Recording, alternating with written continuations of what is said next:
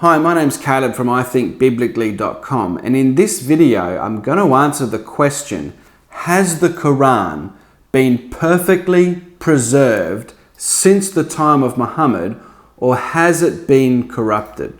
Muslims claim that their Quran cannot be corrupted and it has been perfectly preserved since the time of Muhammad, and this is evidence that the Quran must be from God. Is this true? Well, in this video, I'm going to show you that that claim is false.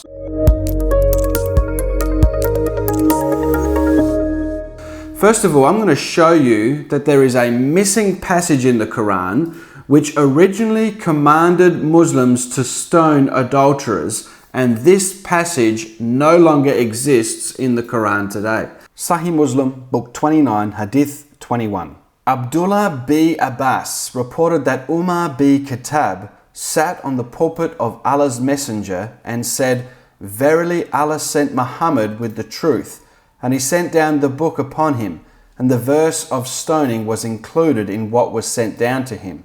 We recited it, retained it in our memory, and understood it. Allah's Messenger awarded the punishment of stoning to death to the married adulterer and adulteress, and after him we also awarded the punishment of stoning.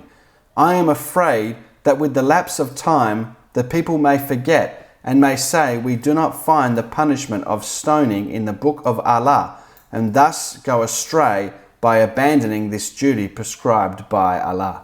Now, Umar al-Khattab was the second of the four rightly guided caliphs. He took the place of Abu Bakr when he died, and he knew Muhammad personally. He was often present when Muhammad supposedly received his revelations, and he says that originally there was a verse about stoning adulterers that was revealed to Muhammad as part of the Quran, and they recited it as part of the Quran. However, if you were to pick up a Quran today, you will not find any verse that says you should stone adulterers. Not a single verse. The Quran actually says that adulterers should be whipped, and there's no reference in the Quran to adulterers being stoned.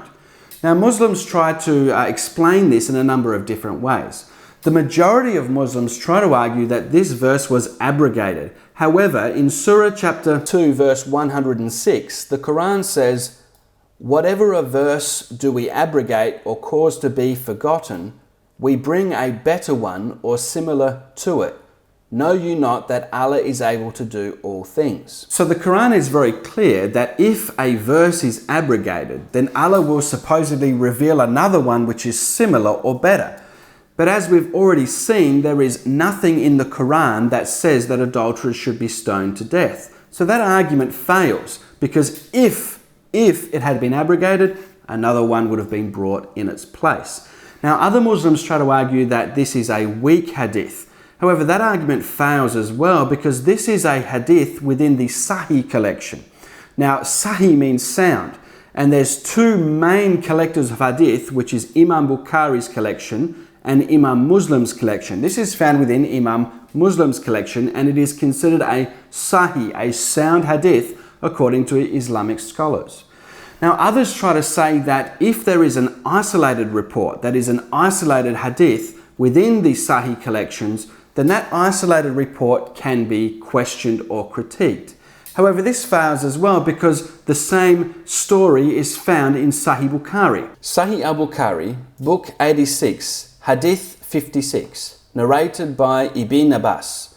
Umar said, "I am afraid that after a long time has passed, people may say we do not find the verse about stoning in the Holy Book, and consequently they may go astray by leaving an obligation that Allah has revealed." Sunan Ibn Majah, Volume 3, Book 9, Hadith 1944. It was narrated that Aisha said, "The verse of stoning and of breastfeeding an adult 10 times was revealed, and the paper was with me under my pillow. When the Messenger of Allah died, we were preoccupied with his death, and a tame sheep came in and ate it." So it's very clear that originally the Quran contained a verse about stoning adulterers. We have seen this supported by 3 hadiths from 3 separate hadith collections. It's very clear. And in the last one, it's fascinating that Aisha, Muhammad's favorite wife, said that it was written on a parchment under her pillow. And while they were busy dealing with the death of Muhammad, a tame sheep came in and ate it. Such is the power of Allah. But in addition to this, at the time of Uthman, the third of the four rightly guided caliphs, there was concern among the Muslims that there were different recitations of the Quran, and that these differences were more than mere dialects because they were significant enough to destroy the religion of Islam. That was the fear and the concern. Let me read it to you. Sahih al-Bukhari, Volume 6, Book 61, Hadith 510, narrated by Anas bin Malik. Hadhaifa was afraid of their differences in the recitation of the Quran. So he said to Uthman, "O chief of the believers, save this nation before they differ about the book, the Quran, as the Jews and Christians did before." So it's very clear here that according to the early Muslims, in the time of Uthman, the third caliph, there were different recitations of the Quran. And these different recitations were significant enough to cause the early Muslims, as well as the third caliph Uthman, to fear that Islam could be destroyed by their differences. It's also worth noting that Uthman and Ali fought in the first Islamic civil war, and Muhammad's favorite wife Aisha was on the side of Ali, and they fought each other. So Uthman was a very unpopular caliph, and he actually, in response to these different recitations, ordered all the parchments and bits and pieces of the Quran to be gathered together, and official copies to be written, and the rest to be burned. And only these official copies remained, and all subsequent copies after that had to be copied from the official copies authorized by Uthman. Let me read that hadith to you. Sahih al-Bukhari, Volume 6, Book 61, Hadith 510. So Uthman sent a message to Hafsa saying, "Send us manuscripts of the Quran so that we may compile the Quranic manuscripts in perfect copies and return the manuscripts to you." Hafsa sent it to Uthman. Uthman then ordered Zayd bin Thabit, Abdullah bin Azubair, Zayd bin al-Az and Abdul Rahman bin Harith bin Hisham to rewrite the manuscripts in perfect copies. Uthman said to the three Qurayshi men, "In case you disagree with Zayd bin Thabit on any point in the Quran, then write it in the dialect of the Qurayshi." The Quran was revealed in their tongue. They did so, and when they had written many copies, Uthman returned the original manuscripts to Hafsa. Uthman sent to every Muslim province one copy of what they had copied and ordered all the other Quranic materials, whether written in fragmentary manuscripts or whole copies, to be burned. So it's very clear that Uthman responded to the concern that Islam could be destroyed by the different recitations by gathering all the Quranic manuscripts, whether they be fragmentary or whole, writing official copies of the Quran, sending those official copies out to all the Muslim provinces, and burning all the rest of the material. But there's another big problem here. When they wrote these official copies of the Quran, Zayd bin Thabit missed a verse. So those original ones did not contain the verse that was missing. Let's keep reading the same hadith. Sahih al-Bukhari, Volume 6, Book 61, Hadith 510. Zayd bin Thabit added, "A verse from Surat al-Zab was missed by me when we copied the Quran, and I used to hear Allah's apostle reciting it. So we searched for it and found it with Kazama bin Thabit al-Ansari. That verse was, 'Among the believers are men who have been true in their covenant with Allah.'" So if anyone claims to have one of the original copies authorized under Uthman, we can tell if they're lying by checking if it has the missing verse that Zayd bin Thabit forgot to put in the original Qurans authorized under Uthman. What we can know for certain is that those Qurans were missing this verse, and so therefore we cannot say that the Quran has never been corrupted, because we know that manuscripts existed without the verse that Zayd bin Thabit forgot to put in. So it's very clear that the Quran has not been perfectly preserved since the time of Muhammad. Now, some Muslims try to argue that the Quran has been recited since the time of Muhammad through to the present day. And even if they didn't have any Quranic manuscript whatsoever, they would nevertheless be able to rely on the recitation of the Quran that is available today.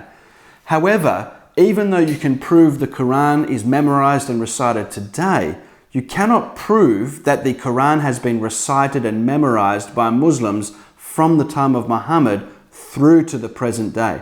Even your chains of narration are only names. They're only a list of names. There's no evidence to prove that those people were able to memorize the Quran, recite it, and their recitations were exactly the same as what we have today.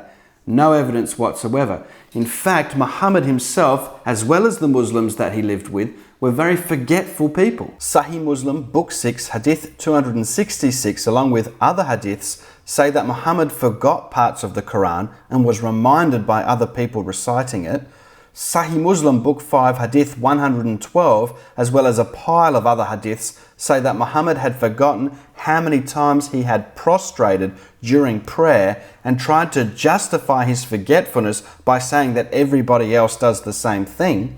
And in Sahih Bukhari, Book 66, Hadith 63, as well as piles of other hadiths, we see that many Muslims accused Muhammad of forgetting verses of the Quran, and so then Muhammad received a revelation condemning them for their accusations against him. So in conclusion, we can see, number one, that originally the Quran contained a verse about stoning adulterers, that we see there were different recitations and those recitations were significant enough to risk destroying the religion of Islam, that there was a missing verse that was not included in the original Quranic manuscripts authorized under Uthman, and that Muhammad and his companions were forgetful people, and there's no evidence whatsoever to suggest that these people were able to recite the Quran from memory, and that Muslims have been able to do that from the time of Muhammad through to the present.